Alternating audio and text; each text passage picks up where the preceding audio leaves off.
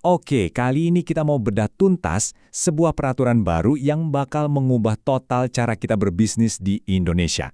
Yap, kita akan kupas peraturan tahun 2025 yang baru. Jadi ceritanya Kementerian Hukum baru aja ngeluarin aturan main baru. Tujuannya bikin proses mendirikan dan ngurus perusahaan jadi jauh lebih simpel dan yang paling penting serba digital. Jadi ini bukan cuma update kecil-kecilan ya. Peraturan ini benar-benar menggantikan aturan lama dari tahun 2021 dan mendorong modernisasi besar-besaran di administrasi bisnis. Nah, ini dia yang bakal kita bahas. Kita akan telusuri lengkap siklus hidup sebuah perusahaan di bawah aturan baru ini, mulai dari lahir, tumbuh, sampai akhirnya kalau harus ditutup. Oke, kita mulai dari yang pertama, kita coba pahami dulu gambaran besarnya. Intinya tuh simple banget. Pemerintah mau semua proses jadi lebih ramping dan birokrasinya dipangkas pakai teknologi. Buat para pengusaha, ini artinya apa? Hemat waktu, hemat biaya. Keren kan? Nah, sekarang masuk ke bagian yang penting banget buat yang mau mulai usaha. Milih bentuk perusahaan yang pas itu krusial. Yuk kita lihat pilihannya. Jadi, sekarang tuh ada dua jalan tol buat bikin perusahaan. Pertama, yang klasik, perseroan persekutuan modal. Ini buat yang usahanya bareng-bareng sama temen. Kedua, ada yang namanya perseroan perorangan. Ini opsi baru yang lebih lincah buat para solopreneur. Nah, ini dia nih, yang jadi game changer-nya. Pengusaha perorangan sekarang gampang banget buat dapat status badan hukum. Artinya, bisnis Anda jadi lebih aman secara hukum, dan pastinya lebih gampang buat dapat akses pendanaan. Lanjut, gimana sih cara bikinnya sekarang? Semuanya udah online teman-teman.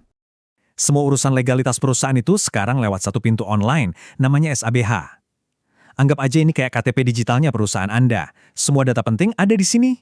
Kalau Anda bikinnya yang rame-rame, yang persekutuan modal, Anda tetap butuh notaris. Tapi bedanya, sekarang kerjaan notaris jadi serba online lewat portal SABH. Lebih efisien pastinya. Oke, dokumennya emang kelihatannya banyak, tapi ada beberapa yang paling penting dan wajib banget disiapin. Contohnya, akte pendirian, bukti modal udah di-store, sama data siapa pemilik manfaat sebenarnya. Ini harus lengkap biar prosesnya lancar jaya. Nah, ini bener-bener terobosan buat usaha kecil. Bayangin, nggak perlu ribet lagi ke notaris. Cukup isi formulir pernyataan pendirian secara online, dan selesai. Praktis banget. Oke, bisnis kan pasti berkembang ya. Pasti ada aja data yang perlu diupdate. Aturannya sekarang jelas banget soal ini. Gini, perubahannya itu dibagi dua. Ada yang sifatnya gede banget dan butuh izin dulu dari kementerian, kayak ganti nama PT atau nambahin jenis usaha. Terus ada juga perubahan yang lebih simpel, kayak ganti direksi, ini cukup lapor aja. Nah, ini yang harus dicatat baik-baik. Anda cuma punya waktu 30 hari buat laporin perubahan itu lewat sistem SABH.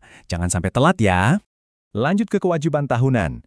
Biar bisnis tetap aman dan legal, ada hal-hal yang nggak boleh dilewatin.